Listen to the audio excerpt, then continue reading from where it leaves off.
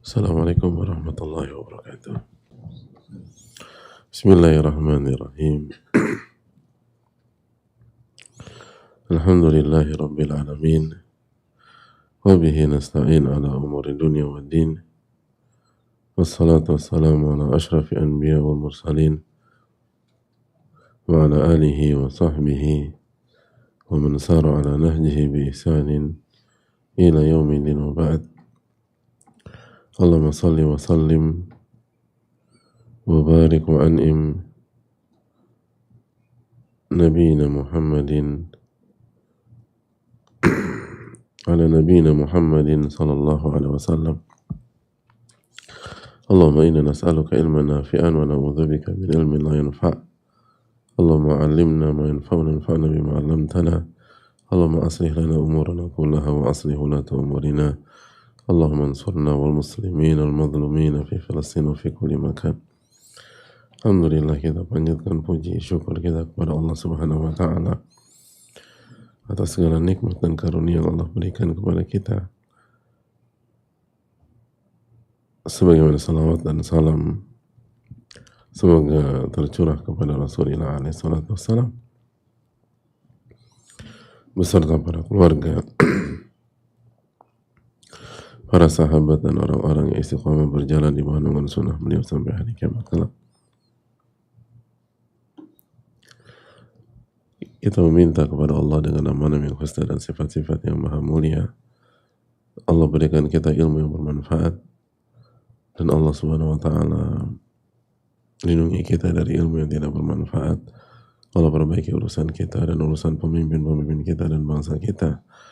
Allah tolong kita dan saudara-saudara kita, khusus yang terzolimi di Palestina di berbagai macam tempat. Dan semoga Allah Subhanahu wa taala memberkahi kita semua. Amin ya rabbal alamin. Alhamdulillah, kita panjatkan puji dan syukur kita kepada Allah Subhanahu wa taala atas nikmat yang Allah berikan kepada kita.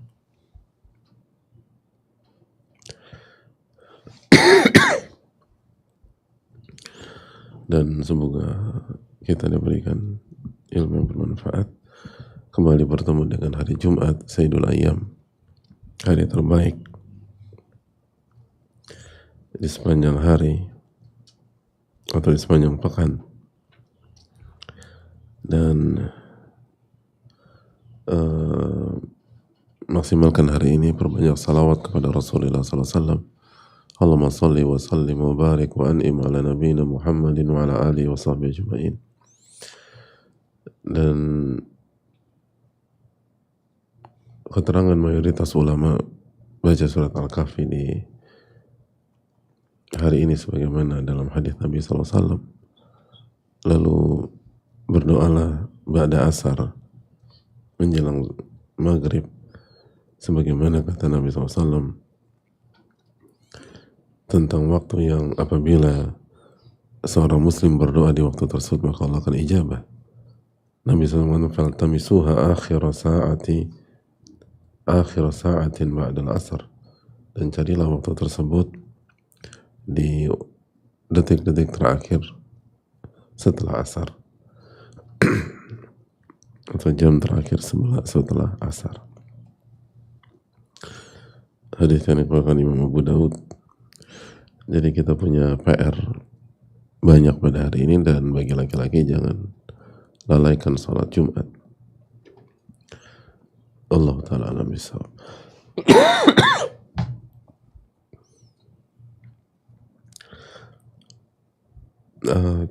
Sebagaimana biasa kita akan buka sesi Q&A, sesi tanya jawab. Semoga Allah memberikan taufik kepada kita. Amin ya rabbal alamin. Bismillahirrahmanirrahim. Assalamualaikum warahmatullahi wabarakatuh. Waalaikumsalam warahmatullahi wabarakatuh. Semoga Allah berkahi dan rahmati Imam Nawawi rahimahullah ta'ala beserta keluarga, ustadz beserta keluarga, tim dan seluruh kaum muslimin. Amin ya rabbal alamin wa iyyakum. Ustadz, ketika sedang menghadapi anak yang sedang emosi dan mengeluarkan kata-kata yang menyakiti, mindset bagaimanakah yang sebaiknya ada dalam diri kita untuk tetap menjaga kesabaran dan kewarasan. Apakah meyakini bahwa kata-kata yang keluar ini adalah takdir Allah, ujian dari Allah, sehingga kita harus tetap tenang? Namun ada kalanya, terutama ketika ibu sedang lelah, akan sangat sulit sekali menahan diri. Ada kalanya juga saya lebih memilih diam untuk menahan diri. Namun ketika saya diam, anak saya justru semakin menjadi emosinya. Mohon nasihatnya Ustaz, jazakallahu khairan. Terima kasih atas pertanyaannya. Yang pertama, tidak terpancing, tidak marah-marah atau tidak emosi, tapi juga belum tentu opsinya adalah mendiamkan. Kan bisa tetap merespon dengan tetap tenang, lalu ramah, lalu tetap sayang, tapi nggak meledak, dan tetap mengedukasi bahwa ini salah, kata-kata tadi tidak baik, kata-kata tadi tidak pantas, apalagi ke orang tua, tapi dengan cara yang hikmah dan cara yang bijak. Masih bisa menggunakan cara itu. Jadi tidak ekstrem kanan, tidak ekstrem kiri. Karena kita tahu bersama, anak-anak seperti ini kan cari perhatian atau ingin memberikan pesan kepada orang tua atau menarik perhatian orang tua. Jadi kalau kita diamkan, padahal mungkin pesannya penting, cuman caranya salah. Kan kita harus dudukkan masalah, apakah ini pesannya salah dan caranya salah, atau pesannya benar tapi caranya salah. Dua hal itu nggak bisa disikapi dengan cara yang sama.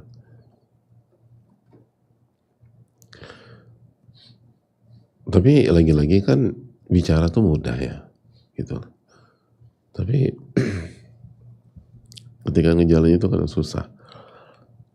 Apalagi lagi capek, atau lagi PMS, atau lagi period, lagi haid, atau berbagai kondisi yang gak kondusif. Tiba-tiba anak seperti itu. Maka yang pertama, kita harus lakukan tindakan preventif, yaitu dzikir pagi, dan menggunakan waktu pagi sebaik mungkin dan seefektif mungkin. Karena sekali lagi, waktu pagi adalah awal. Waktu pagi itu modal menghadapi detik-detik berikutnya. Waktu pagi itu menentukan. Makanya ulama-ulama klasik kan mengatakan, jika Anda hari itu ibarat unta. Jika Anda bisa kendalikan kepalanya, itu seluruh tubuh Anda akan ikut. Dan kepala yang dimaksud adalah waktu pagi. Jika waktu pagi berhasil kita isi dengan kebaikan, amal soleh, ibadah, itu nanti sampai malam akan jauh lebih kondusif. Makanya waktu pagi pastikan kita mulai dengan qobliyah subuh. Karena waktu pagi kan dimulai dari waktu subuh. Mulai dari qobliyah subuh. Lalu sholat subuh. Lalu dzikir pada sholat. Lalu dzikir pagi. Lalu jika seperti kita jaga kajian pagi ini, karena itu penting. Atau kalau ada kajian lain, silakan ikut kajian lain. Kan nggak harus ngaji dengan kita di Riyadhus Shalihin. Intinya ada kajian yang kembali mengingatkan kita kepada Allah Subhanahu wa Ta'ala. Baru setelah itu aktivitas. Itu sangat penting gitu loh. Karena persiapan itu di semua kegiatan itu penting. Dengan kita baca misalnya Allahumma inni as'aluka khairah hadzal yawm fathahu wa nasrahu wa nurahu wa barakatahu wa hudah. Itu kan beda dengan orang yang baca doa itu dalam menjalani hari-hari atau dalam menjalani detik demi detik, menit demi menit, jam demi jam, dan waktu demi waktu. Itu berbeda. Oleh karena itu,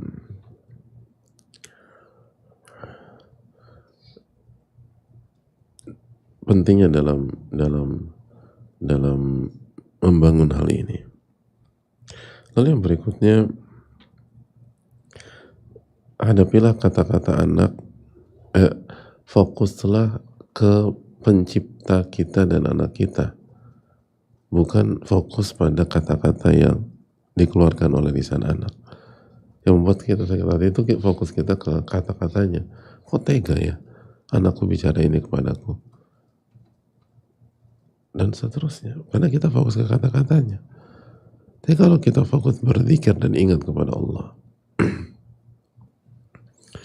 maka kita akan lebih menggunakan energi kita untuk bagaimana mengedukasi anak ini. Nanti kita punya PR,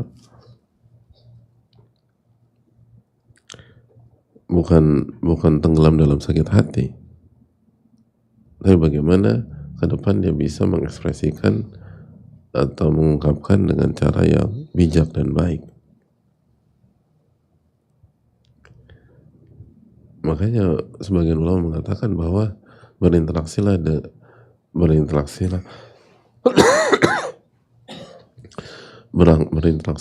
manusia dengan zikrullah ya azza wajal, dengan mengingat Allah. Jadi yang kita hadapi di hadapan kita atau horizontal, tapi fokus kita tuh ke atas langit gitu loh. Dan ingat bahwa innama amwalukum wa auladukum fitnah. Allah berfirman, sungguhnya harta kalian dan anak kalian adalah ujian. Jadi poin yang berikutnya, kita harus segera menyadari bahwa ini adalah ujian. Jadi kata-kata itu bukan untuk dibaperin, tapi kata-kata itu Allah takdirkan untuk menguji ujian kesabaran, lalu ujian zikir, lalu ujian bagaimana mendidik ini anak. Maka berarti kita masih punya PR.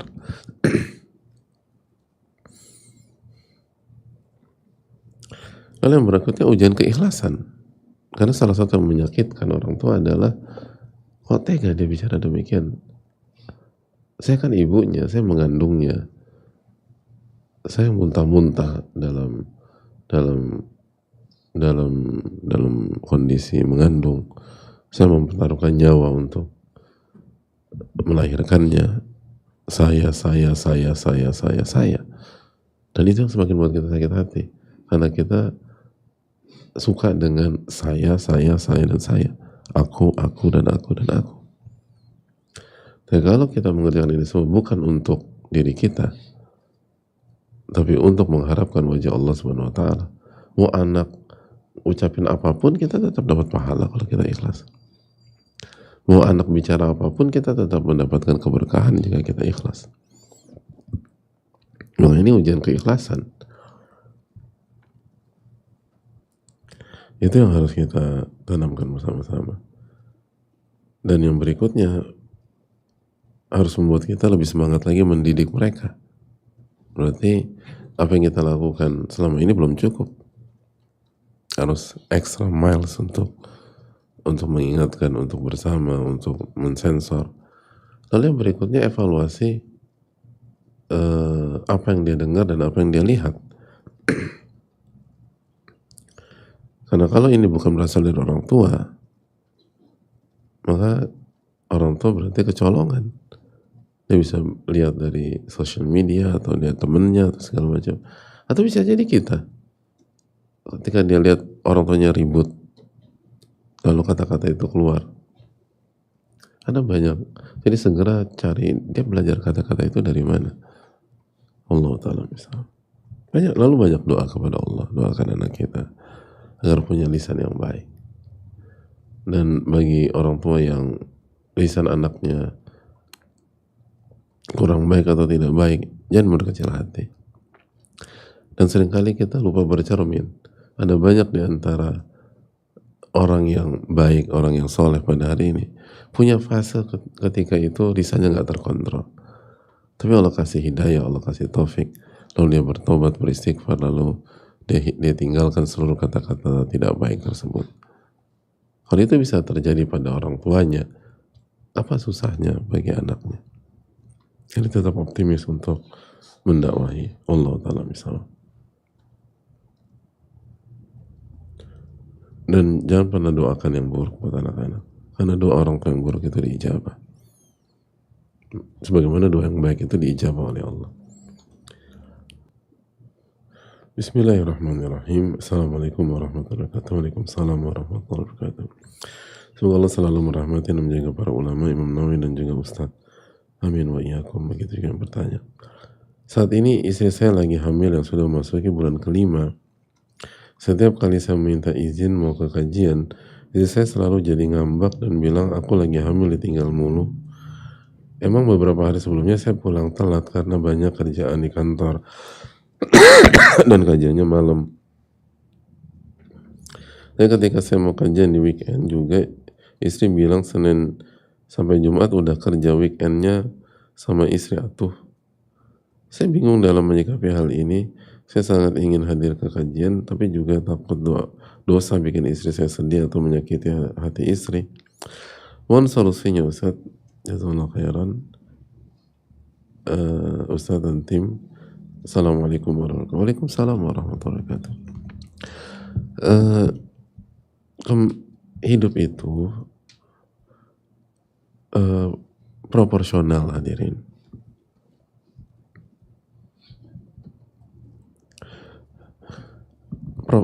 Sesuai porsinya. Nabi kita alaihi salatu wassalam bersabda kepada Abu Darda,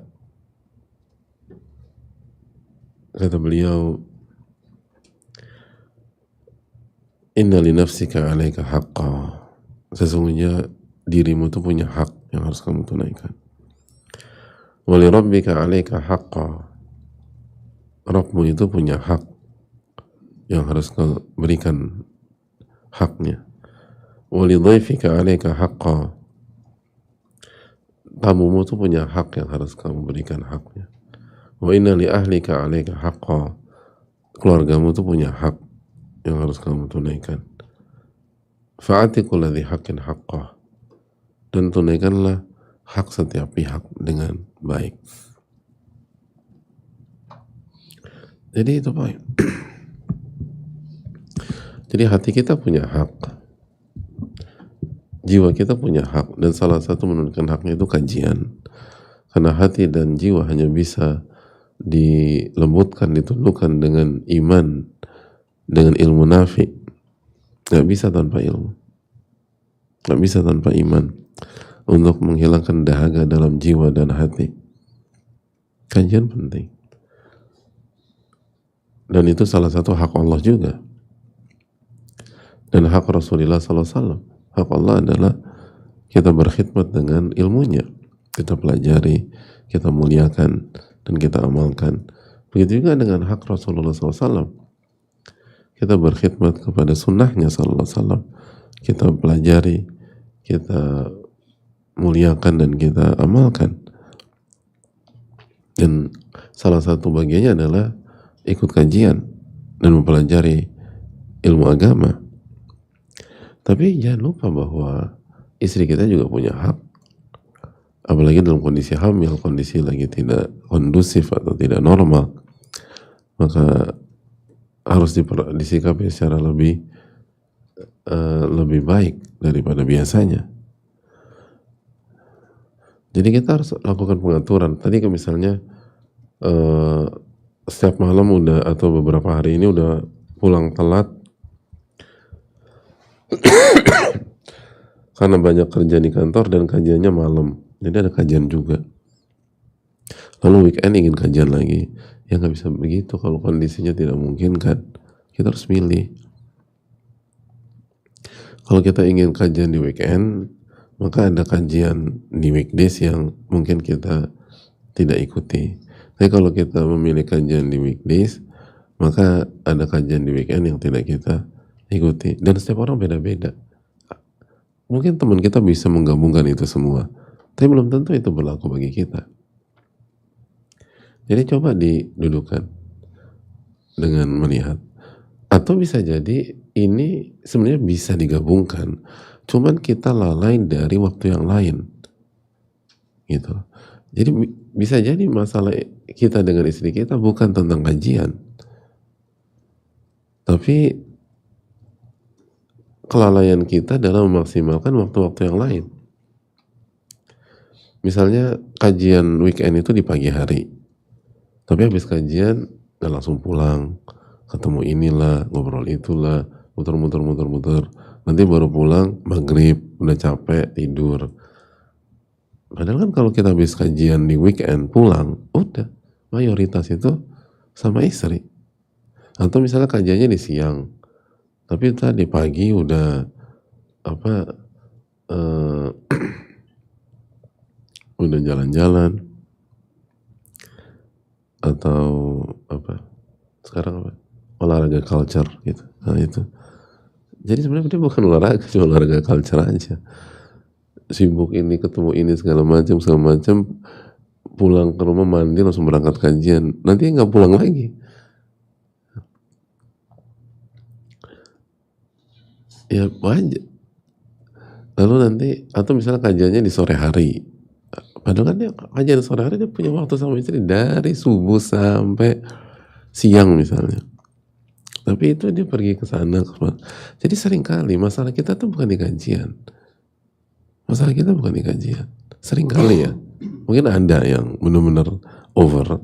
Tapi nggak banyak tuh kita nggak bisa manfaatkan waktu yang lain. Atau masalah kita di komunikasi. Bener kita bareng nggak kemana-mana gitu. Tapi ketika sama istri dicuekin. Sibuk dengan gadget dan seterusnya. Jadi perbaiki aja komunikasi itu, nanti istri akan semangat. Dan lalu sampaikan bahwa sebagai pemimpin kita butuh ilmu. Selama nggak over ya, selama hak istri terpenuhi, butuh ilmu. PR kita tuh banyak, kita butuh kelas akselerasi gitu misalnya. Dan ini untuk dia juga, dan itu untuk anak kita, karena ini artinya kan arti istri sedang hamil, artinya beberapa bulan ke depan insya Allah ta'ala tanggung jawab kita semakin berat. Pertanyaan Allah pada hari kiamat semakin berat. Maka seorang suami memang seharusnya mempersiapkan sematang-matangnya dan lebih semangat lagi dalam mempersiapkan iman, mempersiapkan hati, mempersiapkan jiwa, dan mempersiapkan ilmu. Karena nanti insya Allah tinggal tunggu waktu. Setelah itu ada pertanyaan dan ada hisab yang sangat berat di hari kiamat. Maka saya butuh persiapan. Dan ini untuk kamu dan anak-anak. Makanya, nah ini juga penting. Seringkali kesalahannya bukan di kajian juga. Seringkali kesalahannya istri dan anak-anak tidak merasakan dampak positif suami atau ayahnya ngaji. Karena nggak ada perubahan. Tapi apabila istri dan anak-anak merasakan secara real dampak positif pada saat suami atau ayahnya ngaji, insya Allah didukung. Sebelum ikut kajian kita kerjanya marah-marah, ngomel-ngomel. Setelah kajian tenang, baik gitu. Sebelum kajian nggak pernah inget istri. Setelah kajian pulang tuh bawa oleh-oleh, bawa sesuatu. Sebelum kajian tuh bahkan ada yang KDRT sebelum kajian, sebelum taubat dan belajar dan ikut kajian. Saya setelah ikut kajian jadi penyayang. Kalau istri merasakan secara real dampak positif dari kajiannya suami dan ayah mereka atau anak ayah mereka, insya Allah didukung. Walaupun mengurangi waktu bersama, karena mengurangi kuantitas waktu, tapi quality atau kualitas mereka dapat lebih banyak lagi. Maka coba evaluasi bagi suami atau istri yang semangat kajian, apakah keluarga kita mendapatkan keuntungan dan mendapatkan kebaikan dan mendapatkan dampak positif dari kajian yang kita ikuti. Tapi kalau udah semakin sibuk dan semakin marah-marah, semakin gampang ngomel-ngomel, semakin kesel, ya wajar nih. Ngapain sih kajian-kajian, bikin habis waktu aja. Ilmu itu memberikan, makanya minta ilmu yang bermanfaat. Jadi ilmu itu bermanfaat bagi keluarga kita. Dan pihak-pihak yang paling mendapatkan manfaat dari ilmu kita adalah orang-orang terdekat kita. Kalau itu yang terjadi, maka insya Allah mereka dukung. Secara umum kan manusia akan mendukung kalau menguntungkan diri dia, itu poin. Kalau merugikan diri dia, ya dimarah lah. Semoga Allah memberikan taufik kepada kita. Subhanallah, Assalamualaikum warahmatullahi wabarakatuh.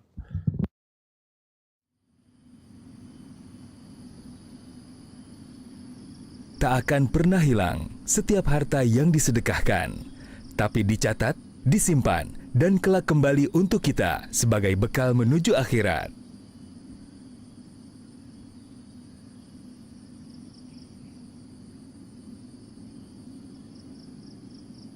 Setiap rupiah yang dikeluarkan, entah 100, 10.000, atau 100.000, akan kembali dalam bentuk tabungan pahala. Kecil atau besar, Allah tetap menjanjikan balasan yang tak merugi. Konsistensi, itulah yang insya Allah membuat kita kaya di sisinya. Kita juga bisa bersedekah dan terlibat dalam perjuangan menebar kebaikan melalui beragam program serta operasional Yayasan Muhajir Peduli Indonesia yang insya Allah bermanfaat. Salurkan sedekah terbaik kita melalui